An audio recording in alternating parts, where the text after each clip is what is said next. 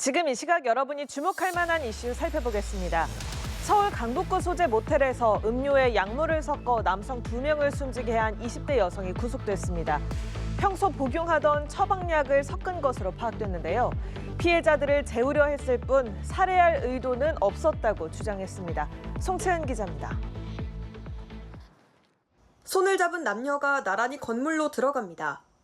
잠시 뒤 여성은 검은색 봉지를 들고 혼자 건물에서 나와 택시에 오릅니다.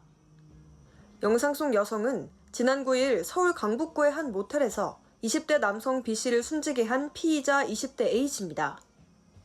A씨는 평소 자신이 복용하던 정신과 처방약을 숙취해 소재에 넣어 B씨에게 건네 숨지게 한 것으로 파악됐습니다.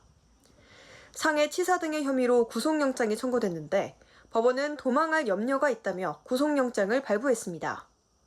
구속영장 실질심사에 출석한 A씨는 살해할 의도가 있었냐고 묻는 취재진의 질문에 아무런 답도 하지 않았습니다. 살해 의도 있으셨나요? 숨진 분들과 어떤 관계셨습니까? A씨는 지난달 또 다른 모텔에서 같은 수법으로 20대 남성 C씨를 숨지게 한 혐의도 받고 있습니다. A씨는 경찰에 피해자들과 의견 충돌이 일어나 범행했다며 재우려고만 했을 뿐 살해 의도는 없었다고 주장했는데 두 남성이 숨진 사실도 경찰에 체포될 당시 처음 알았다고 주장했습니다.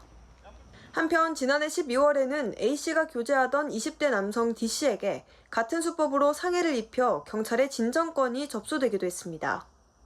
국과수 감정 결과 지난달 숨진 C씨와 상해를 입은 D씨에게는 벤조디아제핀 성분의 같은 약물을 건넨 것으로 파악됐습니다. B씨가 숨진 다음 날 A씨 자택에서 휴대전화와 약물 등을 압수한 경찰은 증거물을 분석하는 한편 A씨를 상대로 살해 고의 여부를 집중 조사하고 있습니다. 조만간 A씨에 대해 사이코패스 진단검사도 시행할 예정입니다. 연합뉴스TV 송채은입니다.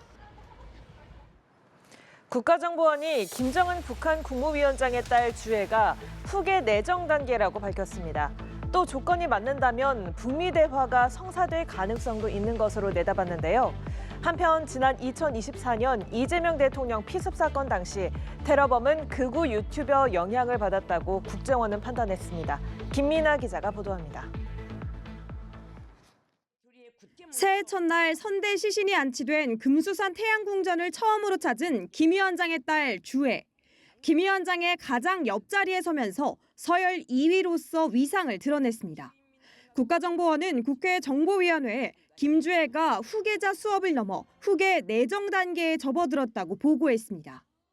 일부 시책에 의견을 내는 정황도 포착되는 등 현재 후계 내정 단계에 들어간 것으로 국정원은 판단하고 있습니다.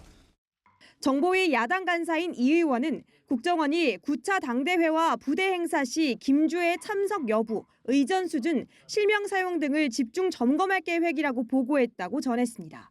국정원은 또 우크라이나 현지에 북한군 10,000명이 남아있다고 보고했습니다.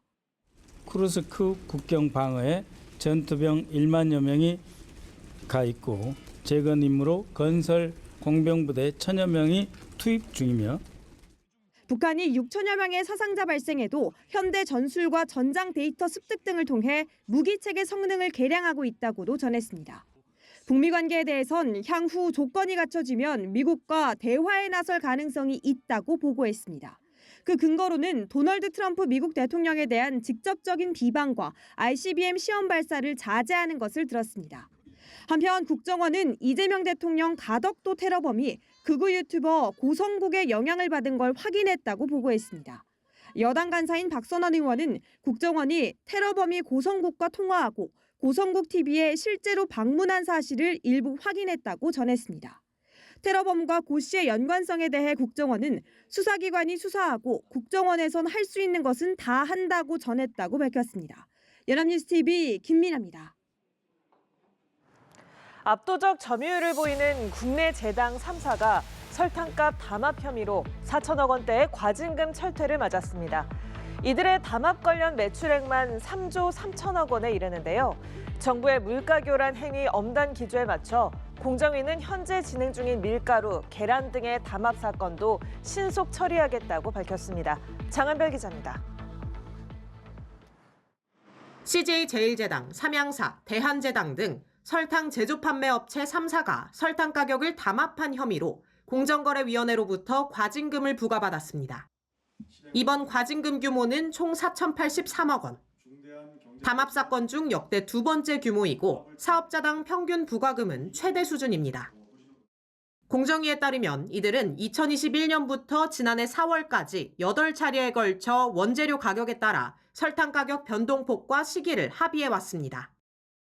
고위직급별 모임을 지속해 가격 인상을 논의했고 지난 2024년 공정위 조사가 시작됐음에도 1년 넘게 담합을 유지했습니다. 이들은 가격 조정이 결정되면 수요처와 협의에 나섰는데 제당 3사가 제시한 가격을 수용하지 않는 경우 압박도 이루어졌다는 설명입니다. 제당 3사의 설탕시장 점유율은 약 90%. 이들이 담합으로 벌어들인 관련 매출액은 3조 3천억 원에 육박하는데 이 사이 설탕값은 최대 66% 오른 것으로 조사됐습니다.